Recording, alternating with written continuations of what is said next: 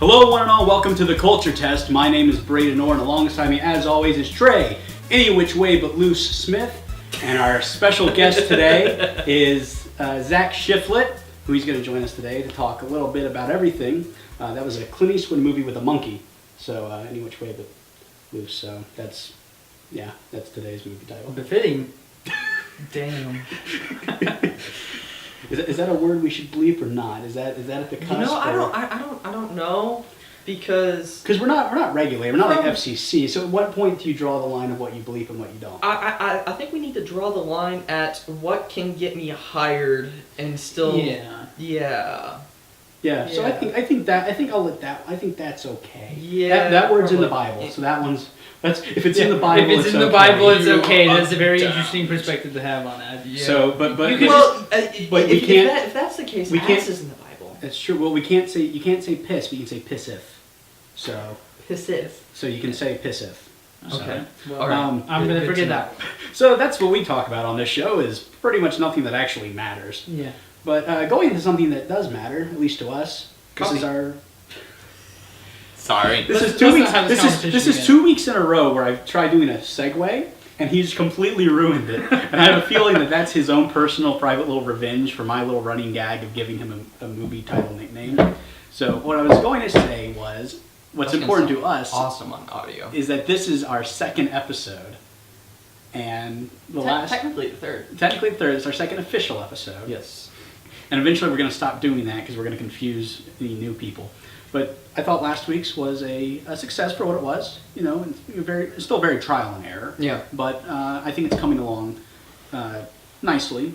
So one issue we had, though, right before the episode went live on Monday, was we had a copyright dispute. Yeah, our first copyright dispute. Woohoo! And you're in business. So yeah, exactly. I was like, man, I wonder what the copyright dispute would have been on, because any clips we showed a few video clips, were about 10 seconds long, with one exception, and that one exception was what got the copyright dispute. That one exception being the Snickers ad that we showed. Well, my thought was, okay, I guess because it went 30 seconds, which is still fair use, that is what got us the flag, which even though, I said 30 seconds fair use, and it was being used for review purposes. Yeah. So it wasn't just we put the ad up on YouTube. Well, when we weren't trying to grab ad revenue from the ad. Right. We weren't trying to steal from Snickers. Which it's an advertisement anyway, so it's actually free advertising. Right. But the thing is, it wasn't Snickers that filed the copyright dispute. Right. It was, I believe it was Broadband TV NBA. The NBA filed the Broadband TV NBA filed a copyright claim on the Snickers commercial. Apparently, they will flag anything that has NBA or an NBA team in the tags. Right. And because we talked a little bit about the Atlanta Hawks, we put an NBA tag. So because of that, they flagged the video. So naturally, I disputed it, even though you run the risk of having the entire channel deleted. I disputed it, and first time it's ever happened, YouTube was like, "You're right, that's not." They don't have a claim. Did they send us an email? Yeah, they sent an email saying that it was overturned and we can monetize the video again. Well, so first time that's ever happened, and the copyright dispute actually. YouTube probably looked at it, rolled their eyes, and be like, "All right, 55 minutes. We're not gonna watch this entire thing. Just let it go. We're just gonna assume that 40 views, 55 minutes. Let's just know. Yeah, just no. It's we're actually at 41 views on the last video. Oh, well, there you go. But it's a slow process. Yeah, it is. But it is what it is. We're not going to tag the NBA anymore, even if we talk about them. There's actually someone who posted a 45-second video with a black screen, and all it is them talking about the NBA, and they got flagged. There's literally no content from the NBA, and they got flagged. And it's not the NBA who's doing it. It's this company, Broadband TV type. I guess it's a cable provider who I don't know. But yeah, so. That's what I had to deal with trying to get the first episode up. Zach, your thoughts? NBA needs to get their stuff together. Yeah, so I don't know. It is bizarre. I said I thought it would have been Snickers or even whoever owns the rights to like the Braeden bunch or something because of the music. Right. So I thought it would have been something like that, which again, it's free advertising. We're not putting. You wouldn't think that they were just going to flag something for that. Yeah. I mean, we were talking about it in a positive way. Yeah. It's one of those things where it's, on a more serious note, it's just a relic of those automated processes that go through, and you just got something that scans, looks for the NBA hashtag or the tag on the video and says, does it have a tag? Okay, let's go ahead and flag it and see if we can't get something out of it. Yeah, you have. But do they have to flag certain parts of the video in order for it to come through? And they decided to take the ad. I just don't understand. Why would they look at where the specific instance is as it's reported to them. They do have automatic flagging, right? And this wasn't the case. This wasn't an automatic. So one. somebody went on there, watched our thing, said, "Ha, found something." Because it's all NBA, or even. Well, is there a logo in the Snickers commercial? No, not an NBA logo. No. Well then. So I mean, there's a Snickers logo, which again, free advertising. Snickers doesn't care, about that. They don't care about us. We're just lowly peons in their mind. Yeah. I don't even like Snickers. I don't like so. Well, see, now they don't. So I'm showing, I'm saying I'm giving them free. I'm giving them free advertising for product I don't even eat. I like Snickers. I just don't also like Danny Trejo. I don't like peanuts. I do love Danny Trejo, so I'm all for advertising Danny Trejo and Steve Buscemi. But all that being said, Marsha. I've been saying that all week long now. I have no doubt. But you have these instances where there is the automatic flagging of videos, where you have a guy who created a video game and it was flagged. His own content was flagged, it's his to use what he wants. You had a video of birds chirping, and it was flagged because it matched some song. It's just birds chirping out in nature. Wow. I mean, it's a little ridiculous. It is getting a little ridiculous. But like I said, this wasn't a case of automatic flagging. This was some company overreach. Which unfortunately is a growing trend in the entertainment industry. Everybody wants their piece of the pie. Yes. But we just serve them up a piece of humble pie. See what I did Or there? raspberry pie. Or raspberry pie, which we will be talking about later on in the show. Too.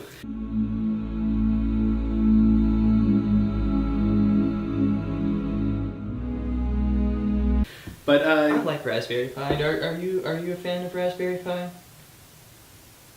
Peach. Peach. Do you even know? You've heard of raspberry pie though, right? The food? I'm assuming you're not referring to the food, No, because no, it wouldn't be a question if it was just a simple question like, oh, have you heard of this food? So I was obviously not. No. Have you ever heard of fruit? But it's. Did you skip kindergarten? They missed an opportunity though to team up with Apple though to have apple pie to do a. OS-based operating system. But we'll talk about that in our upcoming segment. But going from to semi-NBA talk to NFL talk. Yeah. Who here watched the Super Bowl? Who here watched at least the last 2 minutes to go, what the heck are you doing? No, but I mean, I read an article about that actually, and statistically, it was the smart move for them to go for a throw on that play because there was like around 20-something seconds on the clock, right? So in order for them to run beast mode, he would only have been able to run twice. They had three times. Well, second, third, and fourth down. No. With the way that the time worked, they had to throw or do something else just the way the clock was because they only had one timeout. So statistically, they had, and this is what they said in the interviews afterwards, is they had to have at least one throw somewhere in there. And they wanted to go ahead and get that out of the way and then push it because if he threw it, got into the end zone, great, that's awesome. They've moved forward, they've got the score, whatever. Statistically, there wasn't anything to actually point that he was going to end up fumbling because it was like some outrageous number of times that it's been thrown within the 5-yard line and it hasn't been intercepted. This is like the first time this happened in 200 plays of this sort of instance, right? So all the statistics pointed to they were doing the right thing. But if you remember the play right before that the Patriots had, they should have called the timeout to stop the clock, but they didn't. And that's been the one argument I've seen is, well, that was a bad call, but the call before it was really bad too. Yeah, but that call didn't cost them the game. Yeah. I mean, that to me is the big difference. And maybe, statistically it's okay, but when you're in the heat of the moment, statistics kind of go out the window. Well, yeah, especially but the coach is there to win the game. The coach isn't there to. Yeah, but the coach isn't saying there, all right, statistically, this play has been done 200 times over the past. No, it's what's in the moment. You can look at it in the past statistically, certainly. But in the moment, we want to run down the clock. you don't throw a pass when you're trying to run down the clock. Plus, I would rather give the ball to the guy I know is going to punch it in within 2 plays, and give the other team 20 seconds to score instead of running that risk. Because to me, the way they had been playing, the Patriots didn't have that good of a chance of scoring within 20 seconds. Anything can happen. That last play there proved it. Yeah. But I just literally everyone is saying the same thing. You should have ran the ball, and I see why they did it, and it's not hard to figure out why. They're not expecting a pass. They expect the run because that's what any other smart team would do. Mm. So but I think it's a case of just they really overthought it. Yeah. They should have just done the simple thing. Occam's razor, you just punch it in, score. That would have been the end of it. But I do feel I won't say good, but the player who intercepted the ball had the missed play, the one before. Yeah. So it's kind of a redeeming trait. So yeah, which is nice to see. But karmically speaking, I was so divided about that game because I'm not a huge NFL fan. I was like, I really don't want the Patriots to win. just like I said, karmically speaking, with everything the stuff that's been going on, I was like, the Seahawks don't really have that. Plus, I find Richard Sherman be really entertaining as Marshawn Lynch. But then after that play, it's like, well, I can't support them winning because that was such a huge screw up. Yeah, because it's one of those things where, like, okay, well, if you look at the previous controversy that everybody's talked about for forever, if you're like, okay, well, the Seahawks win, well, then you still have that controversy of, did the Packers, the Patriots, but in that point, it doesn't really matter because the Seahawks won. But because the Patriots won the Super Bowl, you're like, well, if it actually had been if they had actually ruled on it at the right time and it had been the Packers, because the Packers had won the Super Bowl, right? That would have been a completely different story. And not to mention now we have a controversy here in Atlanta with piping and crowd noise. Yeah. Which the question was, well, why do people care about the Patriots controversy with cheating and not the Falcons? Which I think comes down to 2 things. One, what they did with the piping and crowd noise. They just fully they did an internal investigation and they said, yeah, we found this shouldn't have happened.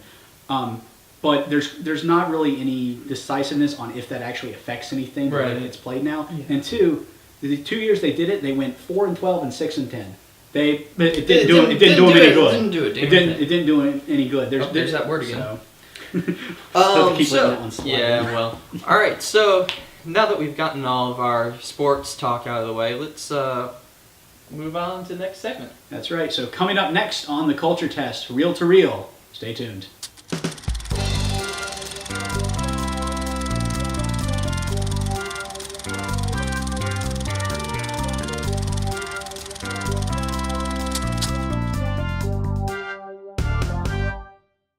Welcome back. This is Reel to Reel, where we talk about movies. I'm not doing the whole thing I did last week where I tried adding a tagline right at the end. It was like, we're talking about movies for real.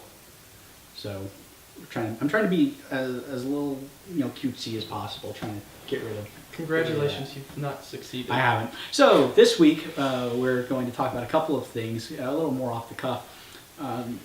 There's been a casting rumor. More off the cuff than we already are. I know, it's shocking. But there's been casting rumors that the villain for Star Trek 3 could possibly be played by Bryan Cranston. And yeah, that's about it. That's kind of what the rumor is, and that's all there is to it. So, do you know who Bryan Cranston is? No.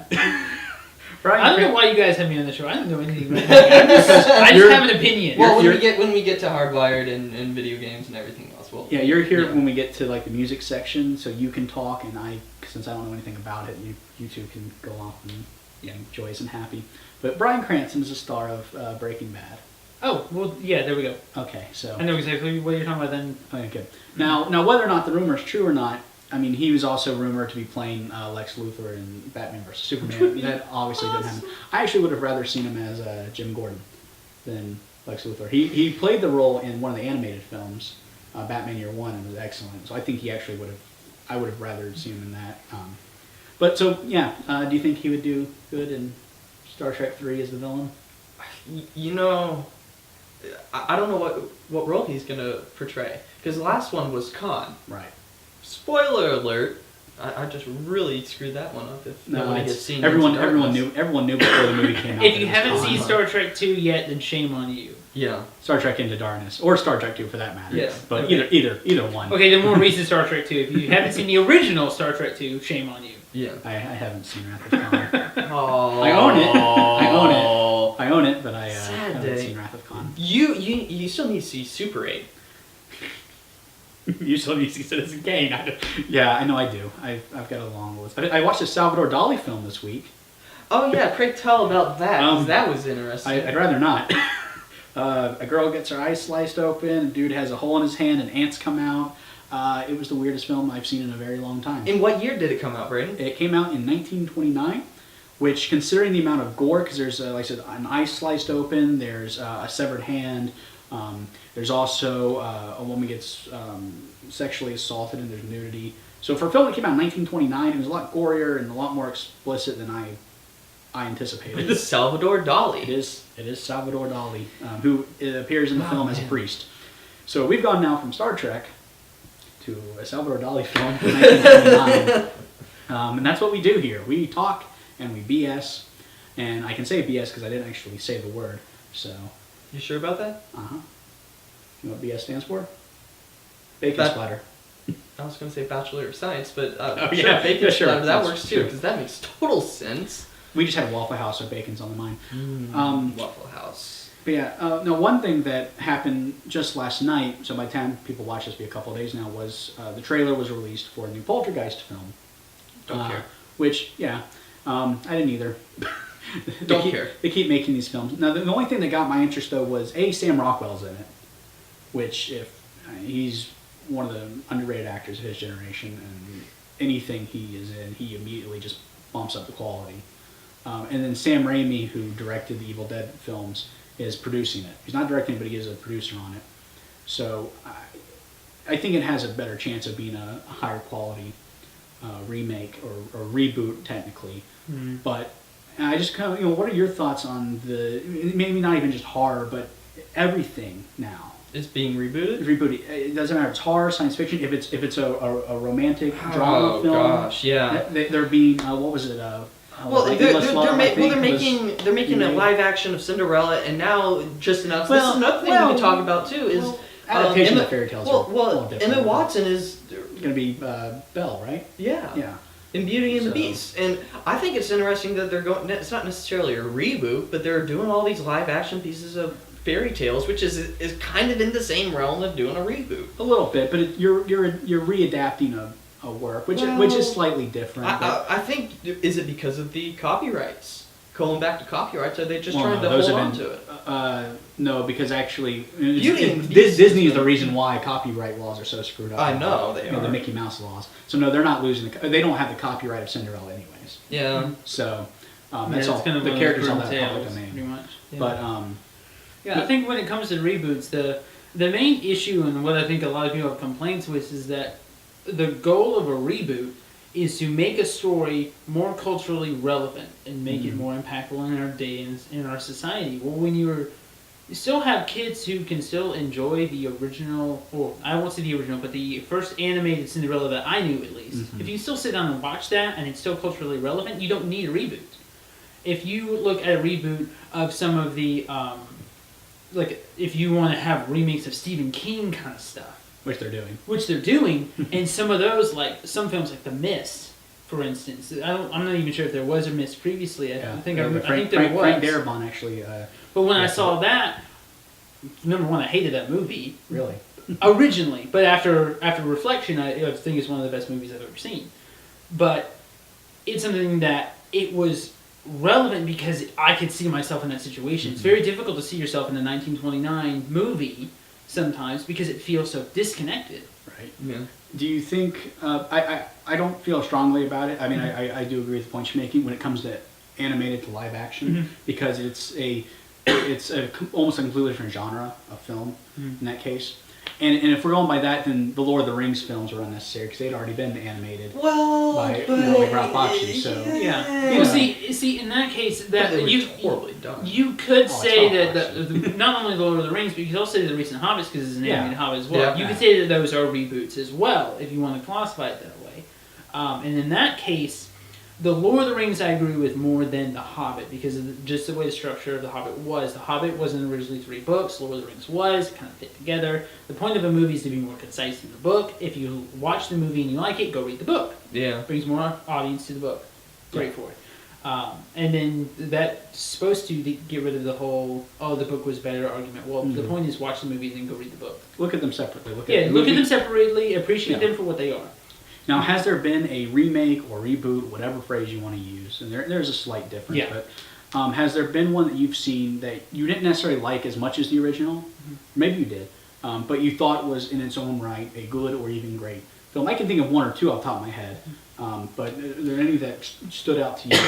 Mostly in recent years, because some stuff like Scarface is a remake. Right. Yeah. Stuff like that, it is a little different, but more recent years when it's now become a major business to reboot. I'm gonna throw something out there. This is a little strange, but the 4th Indiana Jones film, which that's not a remake or reboot. I It's a would sequel. so call that a reboot because that series. If it serves as a continuation, I agree. It restarted the franchise, but a reboot restarts it from the beginning. And that. All right, fine. So I agree with you. I don't hate the film. I actually kind of like the film. So, I'm with you that it's not bad. Because as a film itself, it's great. It's an awesome alien sci-fi movie. Yeah, but it's not an Indiana Jones. I think we talked about this last week. Even. No, we talked about the other one before. The reboot of Indiana Jones that's coming out. Well, I'm not King of the Crystal Skull. Yeah. So what about any remakes, reboots that you? Well, I think there are some things that there's actually you guys heard the rumors in the new James Bond, I forget the actor, that the English actor that's going to be in it, and there's this big controversy about, there's going to be a black James Bond. Idris Elba. Daniel Craig's done? No. I think he's going to do like one more. When he will be done. When he's done. He's not going to be doing. Yeah, they're going to be bringing in a black James Bond. That's going to be. It's going to kind of serve as a reboot because you're pretty much changing the character. But at the same time, you could say that every single character change is a reboot. Yeah, every single character change, and the only original was Sean Connery because 007 was supposed to be Scottish. Right. That was just the whole point. Yeah. And even then, it's almost like every single film because it doesn't really acknowledge the one before is almost a reboot. So James Bond works a little bit differently. I think Idris Elba, who's the rumor, he's the top choice for it, would do an amazing job and would bring something a lot different to the role. Yeah. But for me personally, it's weird because the '80s had some really good reboots and remakes with Scarface, The Thing, but now that it's become pumping them out. There was another remake of The Thing in 2011. It was pretty awful. Yeah. But one that came up more recently, Evil Dead was good. Not as good as the original, but again, for what it was and its own thing, it actually was. Yeah, it was one of the better horror. It's one of the better horror films to come to release in recent years. What about Prometheus? Well, Prometheus is more of a prequel. It takes place in the same universe. But it kind of reboots it. Well, some of those are. You don't expect it to be an alien film. Well, no, everyone did because it's Ridley Scott. Well, fine. I mean, the general audience. The general audience, no. I mean, and even me seeing the alien at the end, because all up to it, Ridley Scott says, no, it's not gonna. It's in the same universe, but we're not going to show an alien in it. And then at the end, they did. But stuff like that. That's more. It changes the mythology a little bit, but it doesn't start it over from scratch necessarily. I think it boils down to what is the point of the movie. If you have a reboot, someone's like, this was really popular, let's see if we can make some sales off this. Well, then, it's obviously going to fail because if your goal-oriented is, let's make some more money off of something that worked before, then it's not going to work. But if the goal is, let's try and take this great story and reach it to a new audience, then the film itself, by itself, should be a decent movie. Whether it's better or not is the question. That's what I said last week. Yeah. Now, did either of you see the, I'd say reboot over remake, because it doesn't follow the story exactly, of RoboCop? Oh, no, I never saw that. It thoroughly surprised me how much I enjoyed it as its own thing. It is different. It doesn't have the satire necessarily of the original, but I think going after that would have been a mistake as well. So it does its own thing. So rather than having the crazy over-the-top 80s commercials, you have this political type show with Samuel L. Jackson. Yeah. They changed a few of the themes of it, the story, where instead of he's trying to figure out what happened to him, you now have this idea of identity, and it did something different with it. It put more eyes on the original RoboCop, and to me, that if you're going to remake a film, it could have been better. Don't get me wrong, it wasn't a perfect film, but that was one that worked. Yeah. It did something a little bit different while still referencing and acknowledging this is the original and it is perfectly good as it is. So what would you say is a perfect film? A perfect film? Well, there's no real such thing as a perfect film, but You're always going to have the Phantom Hand somewhere. yeah, there's always going to be something with. It doesn't matter if it's Godfather or Citizen Kane or Vertigo. There's always going to be something. But as far as what makes it the best film possible, it's one that works with everything that it does and everything connects well. I mean, if you have Godfather with really quick paced editing, that's not going to work for what it is. But you have a Guy Ritchie film with a really quick editing, that works. Yeah. So it's one where all the pieces fit. So that's some of the things you see wrong with a couple of films where there's that one piece, that two or three pieces that, if they would have altered that a little bit, it would have fixed the film, it would have corrected it, would have improved it to the point where it would be considered a great film. Which I think is why there's a little bit of backlash like Indiana Jones 4, because there were some pieces that didn't fit, Because but they didn't fit the mold Yeah. for it. Right. I think it's a situation where, at least if you were to ask me, what makes a perfect film? And I agree with you, there's no perfect film, but the goal of a film is to elicit a certain emotional response. You want the audience to leave with a certain emotion. And that's why you can say that this girly, gushy, romantic movie is a better movie than this seventh or eighth Transformers movie that we're going to make. Because the emotion that the director wants you to have is stronger in that gushy movie, and it's more towards what the emotion that they want you to have, which is why I originally hated The Mist, but afterwards I liked it so much because it was like, this is what the goal was, is for me to hate what happened. But I had such a strong emotional reaction to it that I appreciated what the film was able to do, regardless of whether I wanted to feel that way or not. Yeah. So if you've got a movie like Scarface, where it's edited and it's paced to get that suspense and get that drama, and it does it really well, and you just ooze it, you're like, this is so good, and you have it, you know the emotion you're supposed to have. Now with like Indiana Jones, they had a different expectation, and that expectation was different than what the audience wanted. So the emotion the audience wanted and the emotion the director wanted was different, which is why there was a backlash. Right. Yeah. And sometimes that works the opposite. I'm using a weird example here. Going back to that Salvador Dali film, he wanted the audience to be angry and just in an uproar about the film. Instead, the audience that it played to, a more art crowd, loved it. They thought it was a new sensation in the surrealist movement and thought it was absolutely wonderful. So he was actually angry that the audience didn't react the way he wanted them to. Yeah, well, he was angry most of the time anyways. That's very, very true. So, that all being said, we have a couple of questions, and if you actually want to answer some questions, I think this might be a great topic maybe to get started. We have, what's your opinion on all these different reboots that are going on? Mm-hmm. And on the other side, what do you think makes a perfect film? Do you agree with what Zach and Braeden are saying? Or do you have another opinion of what a great film should be? So feel free to send those to any of us at Twitter. You can also send those to our official email address, theculturetest@gmail.com. Coming up, our music segment, duly noted, so stay tuned.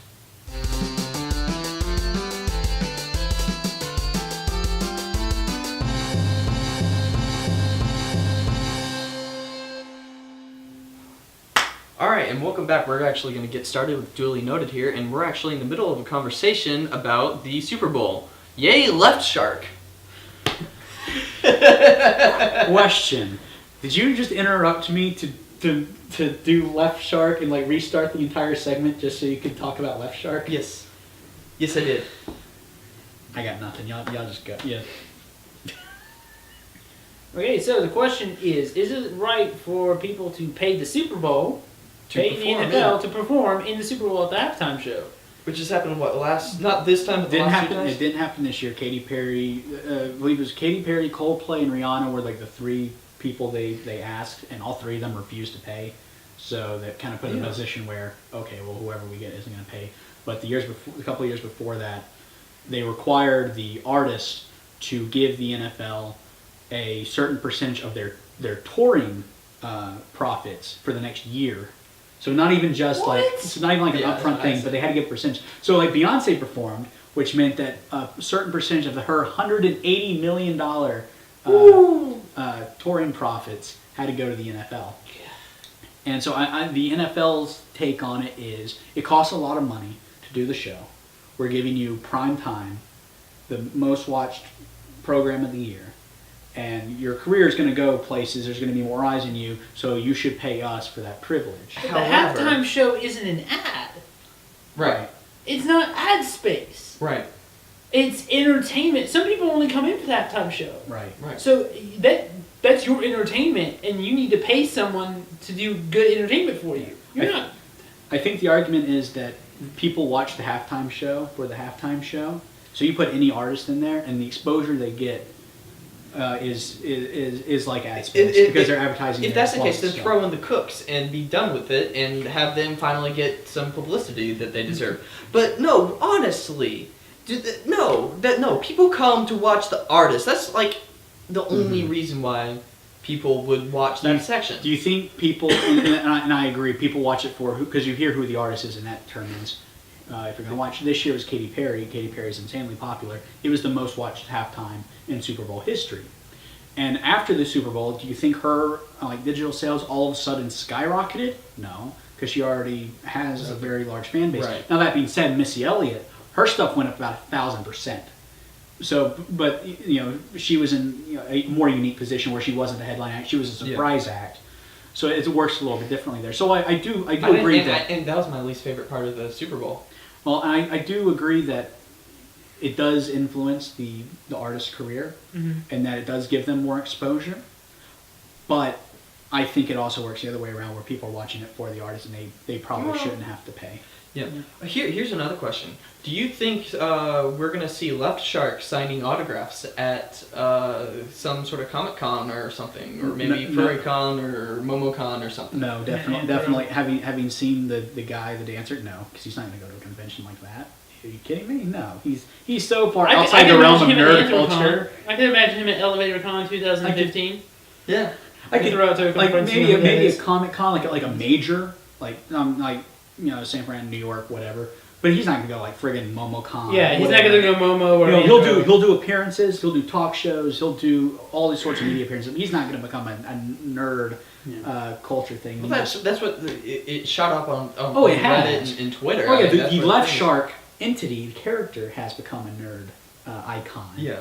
I don't think the performer is going do you think to there's want gonna to be? be part Do you of think that. there's going to be cosplays of Left Shark? Oh yeah, I got a friend who does a lot of cosplay, who is already talking about doing a Left Shark cosplay. So no, well, she's talking about cosplaying as Katy Perry, but then having an entire group of sharks following her around MomoCon or any other convention. So it'll happen. It's already happened. There's already people buying shark costumes. Vern Troyer dressed up in a shark costume. That's awesome. Shark costume. So Vern is awesome. he man. is. He really is. So it's like same thing as like Patrick Stewart dressing up in a lobster suit and laying in the bathtub. So now we've gone like completely off Yeah, the rails. but talking about Miss, I did not like Miss. I'm not a fan of a huge fan of hip hop, honestly. Nor am I a huge fan of rap. We'll get into that as well, and that is actually we have a question from the audience. We have one of our viewers who have decided to add a question to our segment here. Send it in to us. Send in a question to us, and that question was, could we discuss if rap is music? And that is a very difficult question. And as to three answer. white guys, we are the obvious people to answer this question. We are the epitome of what needs to answer this question. But I've done a little bit of research, since this is the part I'm going to contribute in. Done a little bit of research, and I think I've come up with a reasonable answer from a white guy. So. Noble answer from a white guy. We are now going to get flagged for racial slurs. Hey, I can be racist against myself. Okay, that's okay. I never said any comment about any other American. Okay. All right. Okay. All right. So you want to give your comments as No, you go right ahead. You're running this train wreck. Let's go. All right. The culture test cares. Okay. So basically, to answer my friend's question, you have to look at the definition. What is music, and what do you define as music? And the biggest issue is that music is subjective. Music is something you like to listen to. Now it's like the whole phrase, "the baby's crying was music to my ears." Well, depends on the situation, but if you're in a maternity ward, that could be very true. But music is just something you enjoy listening to, and good music, at least from what I've seen and what I've understood, and a lot of people, what people care about in music is if you can take something that you're listening to and break it apart into its base components, and each component you can at least appreciate, even if you don't like it, you can appreciate it. So when you get into rap, for instance, you break it down into its most basic forms, and can you appreciate the creativity at each level? And so if you look at something like rap where the lyrics consist of, I got money, I got women, I got drugs, I'm going to go shoot some cops, let's go party and play the bands that make her dance. Is that creative? Can you appreciate that? Yeah, but I think that goes into good music versus bad music. Yeah, and that's good versus Yeah. bad. So you can't. So if you think the thing is, if something is music, you enjoy listening to it. So music subjectively is good music. If it's bad music, then you don't agree that it is music because it's not worth listening to. Yeah, well, then you're getting into the whole argument that Top Gear brought in is a car art. And a lot of people would say that car is not art. How do we get completely... It's because it's subjective. It is subjective. Well, that's the argument that I've been having in cinema studies class about is animation film, and what even is animation? Because you can have a piece that's completely live action and it be animation. Mm-hmm. You have an Oscar-winning film that's all live action, and it won an Oscar for best animated film. I mean, so it's a lot of nuance, and there's not going to be any agreement for it. And I think that you have to look at how you define what music is, what film is, what art is. So, are we? Can we define rap as music? I could say that there are. See, here's the thing, and this is where I'm going to get controversial. Is I don't believe that rap, as the definition, is like I don't agree with it being a genre. So I don't agree that it is music in and of itself. That's like saying that vocals are. Are you saying that rap music. is? What but about you have rap as a acapella. song? What about an acapella group? All they do is vocals. That's not music. But see, the thing is, that's something that there's an exception to that rule, and I was about to get into that. For instance, I'm going to use the analogy of a guitar, because a lot of times if you just sit and play a guitar, that's not music per se, because it's not a song. But if there's enough time, effort, and creativity in just a single guitar piece, it becomes a song. What about jazz, where it's all these improvised? You have improvised because it's the time and effort and creativity to create something. If you can take that bass component and enjoy it as music by itself, then you're good. But if you take rap and you have its bass components, if you can't enjoy listening to just the lyrics or just the vocal speaking part, I view rap rather than as music, I view it as an instrument.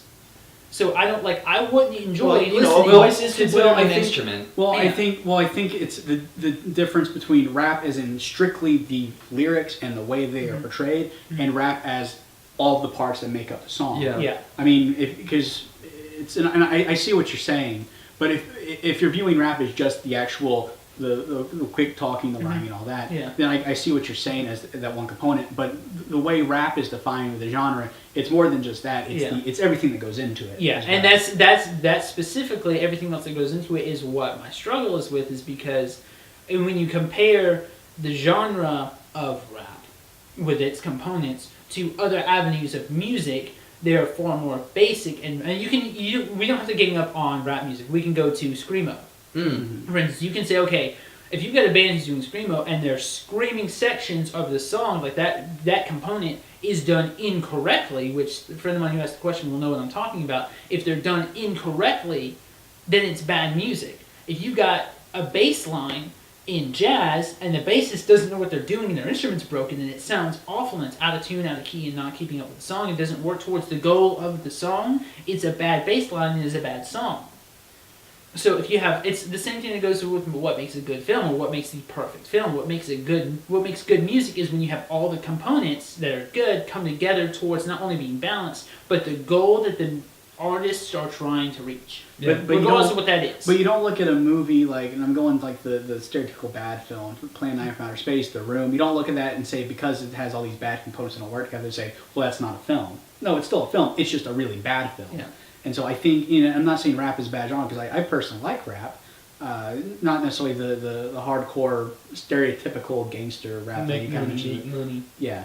But, but the genre itself, the art style, and I do think it is an art style. Yeah. Because to me, music does it have rhythm? Does it have some sort of rhythmic quality to it? Mm-hmm. And is it from the heart? Just the same thing with film. Film, there has to be something from the heart, even if it's a corporate-based, plug and chug type situation. As long as there's some form of heart into it, that's what makes it music. Adding And that see, emotion. that question right there is where Now you can get the dubstep with that, but Well, see, from the heart, I think if you're gonna go into dubstep has some sort of heart effort anyway, Oh, because absolutely. you have an emotion. Right. The hard part aspect of is there an emotion that you want to elicit a Ask response any from? millennial that is worth their salt Yeah. in the music scene, and they will say that electronica and the dubstep and again, definitely and again, exhibits an and emotion. again, that's good dubstep and bad dubstep. Yeah. The bad dubstep doesn't have that heart. But yeah, exactly. Bad that's dubstep, what I'm there's saying. bad That's dubstep what I'm that saying. doesn't have that heart, exactly. But when it comes to rap, it's the same. Now, I'm not saying rap as a total genre. I'm saying stereotypical rap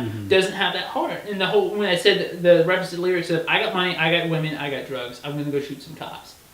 There's no heart there. But if you want to go into subjects like Eminem, I think Eminem is one of the greatest artists out there, and Yeah, he does absolutely. rap. And it's because he puts time and effort and Super creativity into, like, for instance, there was an interview with him, I think it was an MTV interview, but it was a long time ago, about how he writes his lyrics and how he would take two words that sound similar but don't really rhyme, and he will purposefully bend them. And they're like, oh, wronged and form don't rhyme.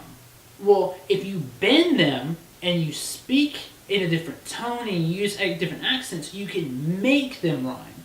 And you're being creative in doing that. You're not breaking the rules, you're bending your material or your into the form that you want to use. And that's what the best music's always Yeah, done. that's It's what always the best been the music rules. is. So the question is not, is rap music? Because I'm not saying that rap is not music, but I'm saying is today's, I guess maybe more accurate to say is today's rap, is the majority of mainstream rap good music? Is Is the it quality art music? Is it quality art? Could you say that the songs about I got money, I got women, I got drugs, is that art?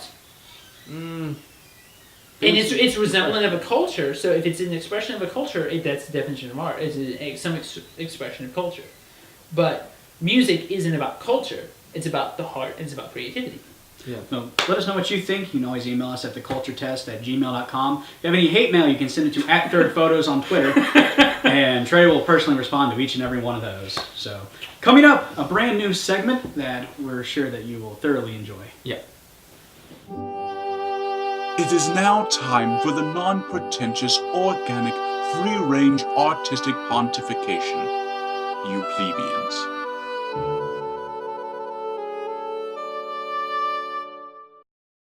So after that lovely opening bumper, I'm actually quite proud of that. This is the segment of the show where we discuss more of the literature, art. It's kind of a catch-all for that type of segment that goes outside of just necessarily music or film. So big news in the book world, which is not a phrase you normally use. Right. There's very little breaking news when it comes to literature, but this week there was. 50 years it's been since To Kill a Mockingbird. And there's going to be a sequel. It was written 50 years ago, and it was technically written first, Yeah. but the book is now coming out. It's going to be Harper Lee's second Second. book ever. Which I think is amazing because her only book to this date has been To Kill a Mockingbird, which has been a literary sensation ever since it came out. Do you think, and there's so many different facets to this story where there's Yeah. controversy, and first of all, there's talk that she didn't even write To Kill a Mockingbird. I don't know if I buy it or not, but that's been rumored for a long It's time. because she's such a mystical hermit sort of figure. Mhm. She's kind of been cloistered herself off. Right. So, but yeah, I love To Kill a Mockingbird. I have a it's special fantastic. I have a special place for it because I actually I was the I reprised the role of Jim growing up, and that's my favorite role that I've ever done in any sort of theater production or show or movie or anything. And it has a special place in my heart. So I'm excited to actually see a sequel to it, and the fact that it's been lost for so many years and she's found it. There's just, I mean, it's gonna be cool. I'm just really curious to see how it connects to the first book because Mhm. this book was written first. Yeah. And so there may be things in it that the To Kill a Mockingbird actually negates since it was written after the fact. I don't know if that's been edited or not. Apparently no one knows, even the editor who made these statements of lawyers or whatever. it feels really weird just after all this time. Her sister / attorney just passed away, and now all of a sudden the book's coming out. There's so many weird things, and I like being the optimist that it's just, the book was just found, finally decided, you know what, maybe I should release this. Hopefully that's the case, and it's not someone taking advantage of properly, because she has had some rough health issues in the past. But it's certainly breaking news, and it's a huge story, certainly. And I do want to read it, regardless of the situation, because I am really curious to see what it looks like, especially after all these years. Thoughts? I think it's going to be a very interesting thing to see. I've never heard of, or I haven't had the fortune of reading a series where the second book was written first. So we'll see how that goes, because it's like mentioned before, it has the likelihood of contradicting itself, or contradicting the previous literature or past literature, depending on how you look at it. So we'll see how it goes. Luckily, it's not something that's like so canonized as far as like a fantasy work where you have all the stuff that's made up. So the chances of it It's too contradicting powerful itself, for somebody to go and do that sort of thing. So. Yeah, and I feel like if it was going to be a complete cash-in, then it would have come out sooner to when the Gregory Peck film was released. Yeah. So I don't. It may be a cash-in for someone, but I don't think so. But I'm cautiously optimistic that this is. Me too. I have such a respect for the book, so I just to keep my sanity, I have to be optimistic about it. Yeah. It's about all you can do. So. Now we have a little bit of art talk that's actually that Trey's excited to talk about. That hits a little close to home, very close to home. Should I run and go get my rendition? Go for it. Yeah. All right, y'all talk about it. So while Trey runs off, essentially, I-75, which runs straight through downtown Atlanta, both northbound and southbound, was shut down because of a suspicious package that was duct taped to a light pole over on the bridge or whatever. And so they had to get a bomb squad out there. They completely shut down the road. Now that's the road I travel on to go to SCAD, and it's actually the exit right before mine, which means I had to go all the way around, and I had to go through road work, and cars pulled over, and a water main that broke, so I had to drive on the sidewalk so my car wouldn't go underwater. It was a mess. But the bomb squad showed up. While I was on the bridge, they actually detonated it on the other bridge, and turns out that it was not a bomb. It was actually a Georgia State student project. It was a pinhole camera that was going to do time-lapse video. And it said on there, slow motion video, don't move until spring. And yeah, so someone from Georgia State, hopefully not the student, but someone from Georgia State has some explaining to do, and it looks like they're going to have to pay Atlanta Police Department for the cost of detonating. Are they really? That's what Atlanta PD has said that they're Atlanta looking for Georgia Atlanta State PD to, needs to go learn a little bit more about what one of these things is. Well, let's be honest. If you saw this. Well, this is on the busiest. This one is wood. All right. It looks a little bit less suspicious. Yeah, and it has blue tape. Yes, but if you see a cylinder duct taped to a bridge. Well, I know what kind of that would have been a solar camera. So apparently that's what we don't know. They blew it up.